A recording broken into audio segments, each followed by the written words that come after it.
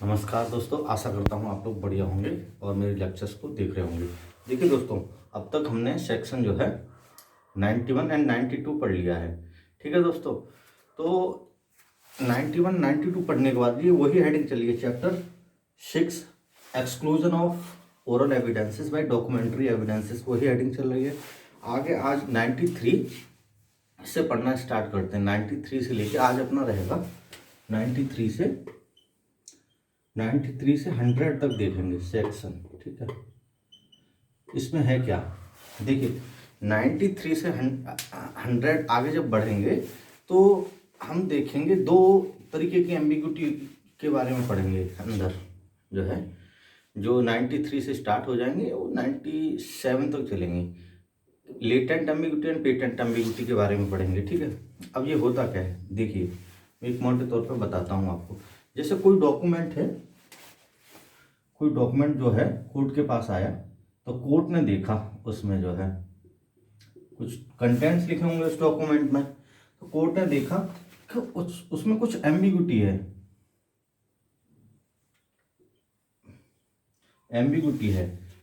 ठीक है। तो कोर्ट को दो तरीके की, कोर्ट देखेगा उसमें कोई एम्बिग्यूटी है तो कोर्ट क्या करेगा, कोर्ट चाहेगा कि अगर वो एम्बिग्यूटी दूर हो सकती है, ठीक है, अगर वो एम्बिग्यूटी रिमूव हो सकती है बाई ओरल एविडेंस, उसके ओरल एविडेंस देके, ठीक है, तो उसको दूर करने का प्रयास करवाएगा। अगर नहीं हो सकती है तो नहीं देने देगा। ये दो तरीके की एम्बिग्यूटी होगी। ठीक है, इसमें देखिए अब आप कहेंगे कैसे एम्बिग्यूटी हो सकती है। जैसे एक एग्जाम्पल के तौर पर मैं आपको बता देता हूँ। मान लीजिए एक आदमी ने कोई बिल और उसमें लिखा कि मैं अपनी सारी प्रॉपर्टी अपनी डॉटर को और वाइफ को देना चाहता हूं। ठीक है, वाइफ एंड डॉटर। एक आदमी ने अपनी बिल लिखी और उसमें बोला कि मैं अपनी सारी प्रॉपर्टी वाइफ और डॉटर को देना चाहता हूं। अब देखिए जब हमने उसको देखा, पता लगा कि उसकी 4 डॉटर्स हैं, daughter 1, daughter 2, daughter 3 and daughter 4, 4 daughters हैं। ठीक है, अब उनमें से अब ये परेशानी ये आ रही है कि उसने जो अपनी बिल में बोला है कौन सी डॉटर के लिए बोला है, एम्बिग्यूटी होगी ना। अब यहाँ सर्टेनिटी नहीं है कि डॉक्यूमेंट्स किसकी फेवर की बात कर रहा है या किसकी फेवर में एग्जीक्यूट किया गया है। तो इसमें इस चीज के एविडेंस दिए जा सकते हैं जिससे कि इसमें सर्टेनिटी आए। मान लीजिए जो है अपोजिट पार्टी इस तरीके का एविडेंस देती है कि डी की तो शादी हो चुकी है, अच्छे परिवार में हुई है और बहुत जो है अच्छी फैमिली में हुई है उसकी शादी, और वो बहुत अच्छे से अपना जीवन यापन कर रही है। इसी तरीके के D2 और D3 के भी दिए जा सकते हैं। बात है D4 के बारे में। D4 की भी शादी नहीं हुई है और वो अपनी माँ के साथ में रहती है।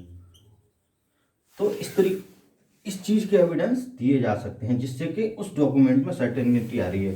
हो न हो उसने इन्हें जो बिल लिखी है इसी की फेवर में लिखी गई होगी। ठीक है, जिससे क्या है डॉक्यूमेंट सर्टेन हो रहा है। तो इस तरीके के एविडेंस दिए जा सकते हैं। ठीक है, यही पूरा जो है हम पढ़ेंगे आज इसमें। अब बात आती है कि लेटेंट एम्बिग्यूटी क्या है, पेटेंट एम्बिग्यूटी क्या है।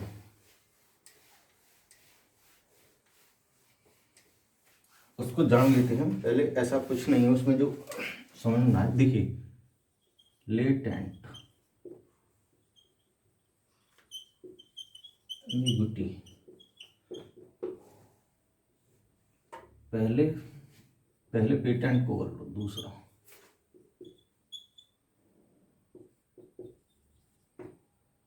Patent ambiguity. ठीक है, पेटेंट का मतलब आप पी से समझिए, पहले भूल जाते हैं कभी कभी। ठीक है, लेटेंट का मतलब समझिए लेटर। ठीक है, जो डॉक्यूमेंट मान लीजिए कोई आया है, उस डॉक्यूमेंट को देखने से ही पता लग जाए कि इस डॉक्यूमेंट में कोई कमी है। मान लीजिए चाहे वो ग्रामेटिकल एरर हो सकती है, ग्रामेटिकल एरर हो सकती है, और मान लीजिए उसमें मैथमेट क्या कहते हैं, क्लैरिकल जो गलती होती है, इस तरीके की गलती हो सकती है। तो उस डॉक्यूमेंट को देखने से ही पता लग जाएगा इसमें गलती है। जैसे एक एग्जांपल जो आपके वेयर एक्ट में दिया गया है कि एक आदमी कोई प्रॉपर्टी बेचता है और उसमें लिख देता है ये 100 रुपये में, और ठीक है, या 200 रुपये में बेच रहा है, 2000 कर लो, 200 रुपये में बेच रहा है, ठीक है। तो यहाँ पे ये क्लियरिटी नहीं हो पा रही कि उसने अपनी प्रॉपर्टी को कौन सी जो है पैसे में बेचा है, 100 रुपये में बेचा है या 200 रुपये में बेचा है।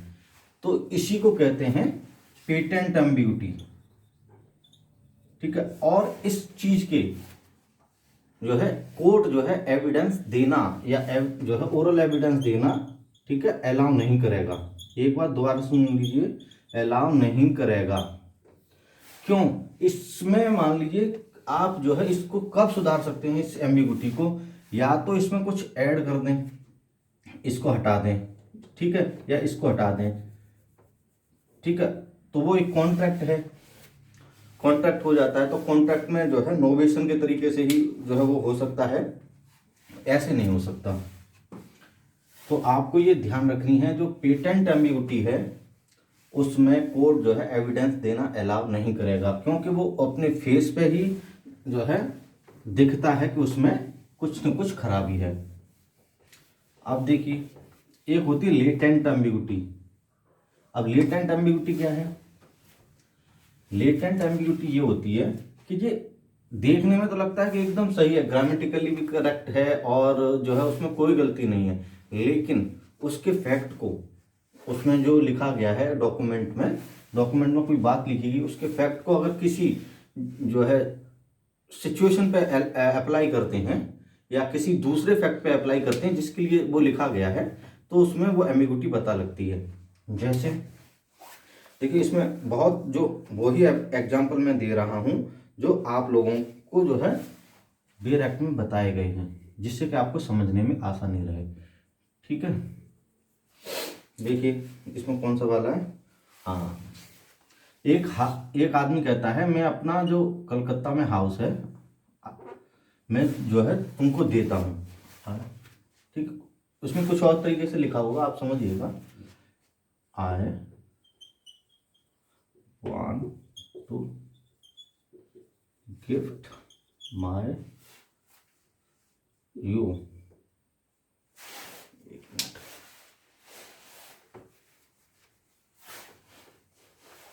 I want to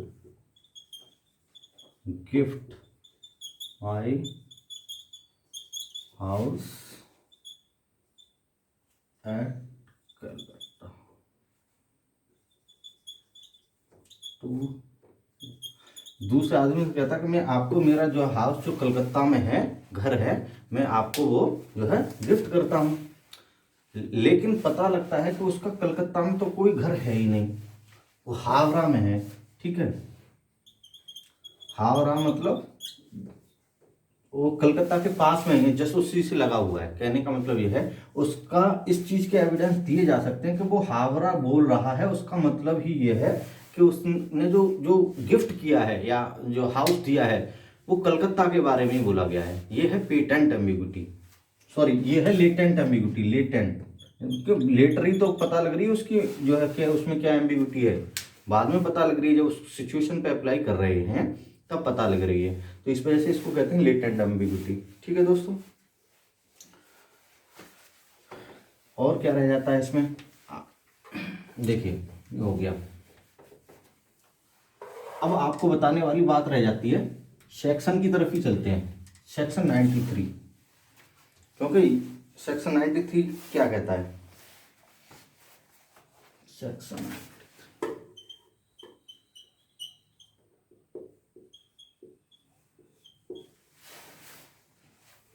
exclusion of evidences to explain और अमेंड एम्बिगुअस डॉक्यूमेंट, ठीक है। ये जो मैंने अभी आपको बता दिया है, जो पेटेंट एम्बिग्यूटी में उदाहरण दिया था, वही सारी चीजें हैं कि जिससे कि कोई डॉक्यूमेंट अमेंड होता है, जिससे कि कोई भी डॉक्यूमेंट अमेंड होने की संभावना है, इस तरीके के एविडेंस जो है कोर्ट अलाउ नहीं करता है। जैसे किसी ने मान लीजिए कोई जो है चेक लिखा और चेक में जो अमाउंट है वही नहीं लिखा, या चेक को ब्लैंक छोड़ दिया, या ब्लैंक पेपर पे साइन कर दिए, तो इसमें क्या लिखा जाना है क्या नहीं लिखा जाना है इस चीज़ के एविडेंस नहीं दिए जा सकते। ठीक है, यही है। When the language use in the document is on its face ambiguous और defective, evidence may not be given of the fact which would show its meaning or supply its defect। इस तरीके के एविडेंस नहीं दिए जा सकते। देखिए इसमें यही बोला है, वो किसी प्रॉपर्टी को 1,000 रुपये में सेल कर रहा है या 1,500 रुपये में सेल कर रहा है, इस तरीके के एविडेंस नहीं दिए जा सकते। इसका जो है इलस्ट्रेशन फर्स्ट है। दूसरा डीड को जो है ब्लैंक छोड़ देता है कि ब्लैंक में क्या लिखा जाना है, इस तरीके के एविडेंस नहीं दे सकता आदमी। ठीक है, ये तो हो गया 93। और जो मैंने जब आपको पेटेंट एम्बिगुइटी बताई थी उसमें भी इसी का एग्जांपल दिया था। ठीक है, 94 देखिए,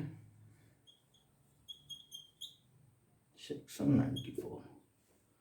सेक्शन 94 में इतनी सी बात बोली गई है, आप पढ़िएगा कि अगर कोई भी डॉक्यूमेंट की लैंग्वेज एकदम प्लेन है, एकदम क्लियर है, प्लेन है, एक्यूरेट है, ठीक है, ग्रामेटिकली करेक्ट है, एकदम बिल्कुल क्लियर है, तो फिर आप उससे इतर किसी दूसरी चीज का एविडेंस नहीं दे सकते कि इसका मतलब ये नहीं था ये था। अब वो एकदम क्लियर है और वो सिचुएशन पे भी अप्लाई कर रही है, तो उसको वेरी करने के लिए आप जो है एविडेंस नहीं दे सकते। 94 में दिया गया है। ठीक है दोस्तों, अब देखिए एक बात जो आपको याद रखनी है, जिसमें 93 से लेके 100 तक जो सेक्शंस हैं, इसमें जो कॉन्सेप्ट है आप उसको समझ लीजिएगा। उसमें जो नंबर याद करना जरूरी नहीं है, क्योंकि इसमें नंबर से नहीं पूछा जाता। ज़्यादातर क्या होता है, इसमें जो इलस्ट्रेशन दिए हैं उन्हीं से जो है क्वेश्चन बना के पूछ लिया जाता है, मोस्टली आप देखेंगे। ठीक है, देखिए अभी मैंने आपको पेटेंट एम्बिगुइटी बताई थी। अब मैं यहाँ से थोड़ा सा आपको और जो है आगे की तरफ चलता हूँ। 94 हो गया है, 95 की तरफ चलता हूँ। देखिए इसमें जो पेटेंट एम्बिगुइटी है, अपने जो इंडियन एविडेंस एक्ट में पेटेंट एम्बिगुइटी को जो है 3 तरीके से जो है बताया गया है। 3 तरीके से कैसे बताया गया है, देखिए लेटेंट एम्बिगुइटी, थोड़ा सा और बता रहा हूँ, वहीं से कनेक्ट करके आपके सेक्शंस को बता दूंगा। ठीक है, देखिए कैसे बताया गया। पहली बात आती है कि डिस्क्रिप्शन में मिस्टेक आ जाए।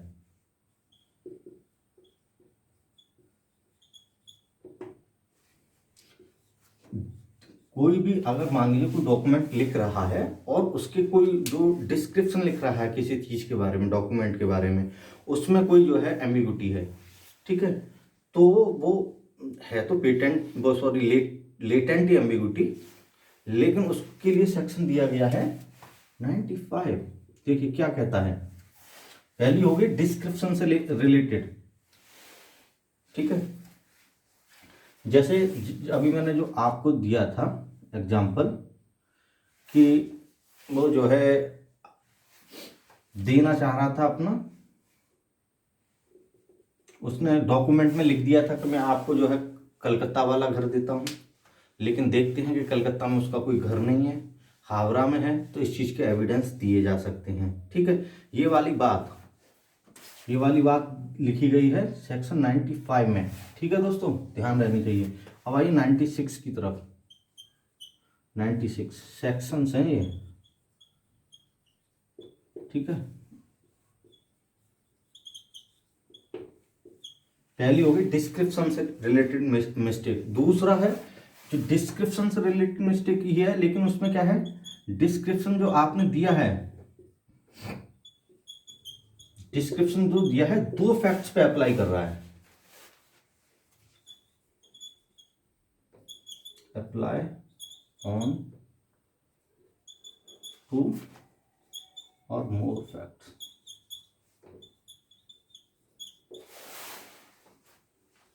ठीक है, जो आपने जो उसमें पहला था डिस्क्रिप्शन को लेके मिस्टेक थी, देना था कलकत्ता का, लिख दिया देना था हावड़ा का, लिख दिया कलकत्ता का। ठीक है, तो उसके दे सकते हैं। दूसरे में है कि आप जो है जो डिस्क्रिप्शन दिया है वो 2 से ज्यादा चीजों पर अप्लाई कर रहा है। वो कहता है कि मैं आपको अपना व्हाइट हाउस जो है गिफ्ट करता हूं। ठीक है, जब अप्लाई करते हैं जो है फैक्ट्स को, तो पता लगता है उस पर तो 2 व्हाइट हाउस है। अब इस चीज के एविडेंस दिए जा सकते हैं कि वो कौन से व्हाइट हाउस को बेच रहा था। मतलब कि एक में मान लीजिए वो जो है काफी लंबे समय से रह रहा है, एक खाली पड़ा है काफी दिनों से, तो हो सकता है इस चीज के एविडेंस दे दे कि जो खाली पड़ा है उसी को बेचने के बारे में बात हो रही हो। समझ में आ रहा है कि नहीं आ रहा है? दूसरा डिस्क्रिप्शन जो है ये होगी 2 या 2 से ज्यादा चीजों पे अप्लाई कर रहा है, तो ये 96 में बताया गया है। देखिए 97,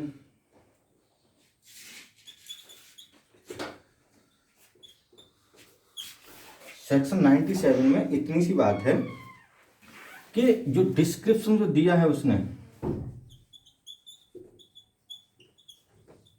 ये भी डिस्क्रिप्शन से रिलेटेड ही मिस्टेक है, ठीक है। डिस्क्रिप्शन जो दिया है उसने, उसमें क्या है कि उसका वन पार्ट जो है वन फैक्ट पे अप्लाई करता है और दूसरा पार्ट दूसरे फैक्ट पे अप्लाई करता है, लेकिन जब दोनों को एक साथ देखते हैं तो वो पूरे जो है उस पर अप्लाई नहीं करता, एक फैक्ट पे अप्लाई नहीं करता।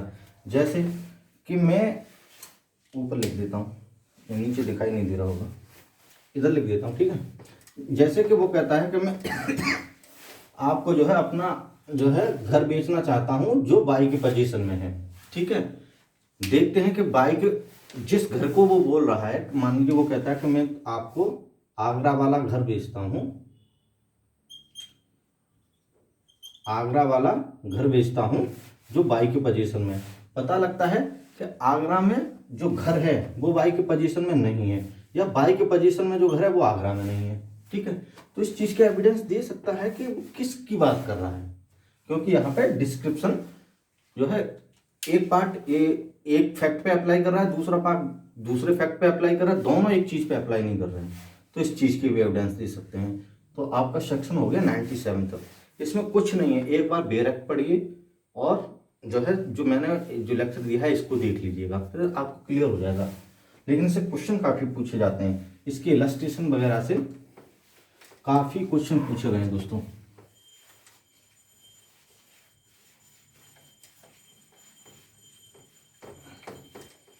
आप देखिए 97 तक हो गया, 98 में क्या है देखिए दोस्तों।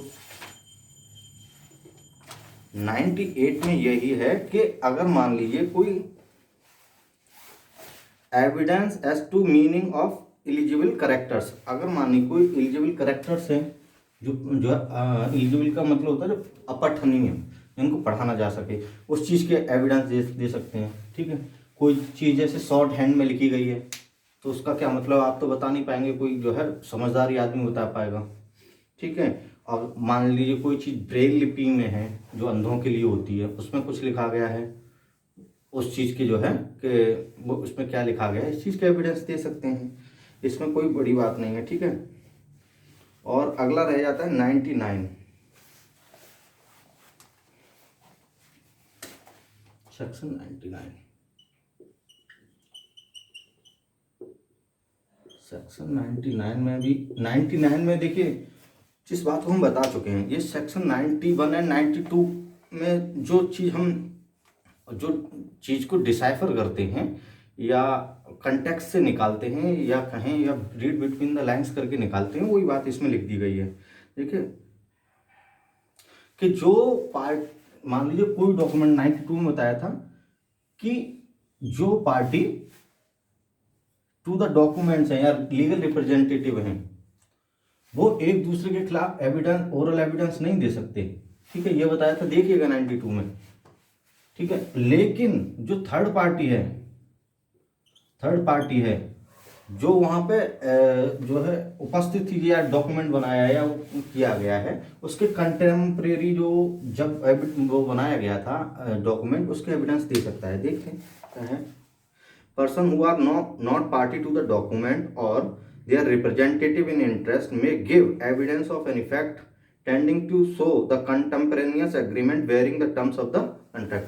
जो उसका पार्टी नहीं है, थर्ड पर्सन जो है, उसको बेरी करने वाले कंटेम्परेनियस जो एविडेंसेस होते हैं, या जिसमें एविडेंस कोई डॉक्यूमेंट बना था उसमें उसको कुछ बेरी करने वाले एविडेंस दे सकते हैं। ये वहीं से निकल आता है। वैसे कुछ राइटर्स ये कहते हैं कि सेक्शन की कोई ज़रूरत नहीं है। जैसे एक मुनीर करके राइटर थे, उन्होंने लिखा है, अब जब पढ़ेंगे बुक्स तो उसमें देख लीजिएगा, ठीक है। अब देखिए 100, सेक्शन 100 क्या कह रहा है। काफ़ी पूछा गया, एक दो जगह सेक्शन 100 से भी पूछ लिया गया है कि सेक्शन 100 जो है क्या कहता है। देखिए सेक्शन 100 में इतनी सी बात है, जो इंडियन सक्सेशन एक्ट है उसमें जो बिल है उस पर ये अप्लाई नहीं करेगा। देखिए, nothing in this chapter contained shall be taken to affect any provisions of the Indian succession act as to the construction of a bill. Indian succession act, ध्यान रखिएगा, इंडियन सक्सेशन एक्ट पे ये apply नहीं करेगा। जब bill के बारे में देखा जाएगा तब ये सारे जो आपको जो है एक्सक्लूजन बताया है ये अप्लाई नहीं करेगा। इतनी सी बात है, कई जगह पूछ लिया गया, यहीं से पूछ लिया गया है। और इसमें जो इलस्ट्रेशन दिए गए हैं डायरेक्ट पूछ लिए जाते हैं कि इसमें दे सकता है कि नहीं दे सकता है, ठीक है, तो आपको याद रखना है। तो ये अपना कंप्लीट हो गया आज चैप्टर 6, जिसमें था exclusion of oral evidences by documentary evidences. ठीक है दोस्तों, एक जो है क्वेश्चन पूछा गया है 91 से रिलेटेड है, उसको मैं जरा बता दे रहा हूँ।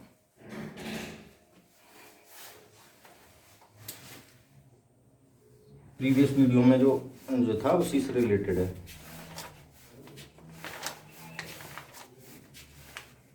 देखिए उसमें ये उसमें पूछा गया है 91 का जो इलस्ट्रेशन डी है वो क्या कहता है। देखिए इलस्ट्रेशन डी ये कहता है 91 का इलस्ट्रेशन डी, इसमें यह है एक आदमी कोई कॉन्ट्रैक्ट करता है, उसने कोई कॉन्ट्रैक्ट किया है। देखिए पढ़ते हैं पहले इसको। A contract in writing with B, जो है ए ने बी के साथ इन राइटिंग जो है कॉन्ट्रैक्ट किया है। For the delivery of indigo upon certain terms the contract mention the fact that B had paid a price of the indigo contracted for verbally on the another occasion. ठीक है, ये तो एक contract था जिसमें कोई जो इंडिगो के लेके बात थी वो तो लिखी, लेकिन उन्होंने एक और बात लिखी उसमें कि उसने जो है जो वर्बल कॉन्ट्रैक्ट हुआ था या ओरल कॉन्ट्रैक्ट जो हुआ था उसके भी पैसे दे दिए। मतलब उसने जो लिखा है इसमें कि जो वर्बल कॉन्ट्रैक्ट हुआ था, दो कॉन्ट्रैक्ट की बात चल रही है। पहले तो एक कॉन्ट्रैक्ट जो उन्होंने ये पार्टी ने किया है उसके बारे में बातचीत चल रही है, ठीक है। दूसरा चल रहा है कि उन्होंने एक वर्बली पहले कॉन्ट्रैक्ट किया था, उसके पैसे दूसरी पार्टी ने नहीं दिए थे, अब उसने दे दिए हैं, वही बात इसमें लिख दी गई है। समझ में आ रहा है कि नहीं आ रहा है। ये जो वर्बल कॉन्ट्रैक्ट के बारे में जो है भी लिख दिया गया है। कॉन्ट्रैक्ट की, वर्बल कॉन्ट्रैक्ट की टर्म्स कंडीशन नहीं लिखी गई है कि वर्बल कॉन्ट्रैक्ट का जो पेमेंट था वो हो गया है, वो उस एक कॉन्ट्रैक्ट में लिख दिया गया या लेटर कॉन्ट्रैक्ट में लिख दिया गया है, तो उसके एविडेंस दे सकता है। क्योंकि जो कॉन्ट्रैक्ट है, जिस पेमेंट की वो बात कर रहा है वो तो ओरल ही है, ओरल ही रह गया ना कॉन्ट्रैक्ट। तो समझ में आ रहा है कि नहीं आ रहा है। और दूसरा वाला है जो ई वाला पूछा गया है कि इसका इलस्ट्रेशन ई क्या कहता है। ई में देखिए रिसिप्ट के बारे में है। आप देखिए रिसिप्ट जो होती है, रिसिप्ट पे सिर्फ पार्टीज किसने पैसा लिया किसने पैसा दिया ये लिखा होता है, और कितना दिया कितना लिया, किसी टर्म्स नहीं लिखे होते हैं। टर्म्स तो बहुत सारे होते हैं, टर्म्स के बारे में कोई जानकारी नहीं है उस पर। रिसिप्ट को जो है कॉन्ट्रैक्ट नहीं माना जाता। रिसिप्ट पैसे की से रिलेटेड होता है। जो कॉन्ट्रैक्ट क्या होता है, कॉन्ट्रैक्ट में टर्म्स होते हैं, इसमें टर्म्स थोड़े ना होते हैं। उसने इतना पैसा लिया इतना पैसा दिया, अब वो कॉन्ट्रैक्ट ही नहीं है तो उसके जो है एविडेंस दे ही सकते हैं, ठीक है। हम एविडेंस किस चीज के नहीं दे सकते, contract, grant and other disposition of property reduce to form a document, जो डॉक्यूमेंट की फॉर्म में बना लिए उसके दे सकते हैं। रिसिप्ट कोई कॉन्ट्रैक्ट थोड़े ना है, समझ में आया। इस वजह से ये है, देखिएगा। फिर भी अगर कोई और बात नहीं समझ में आ रही, 2 बार पूछिए 4 बार पूछिए, जब तक आपकी समझ में ना आए तब तक पूछिए, हम बताते रहेंगे। धन्यवाद।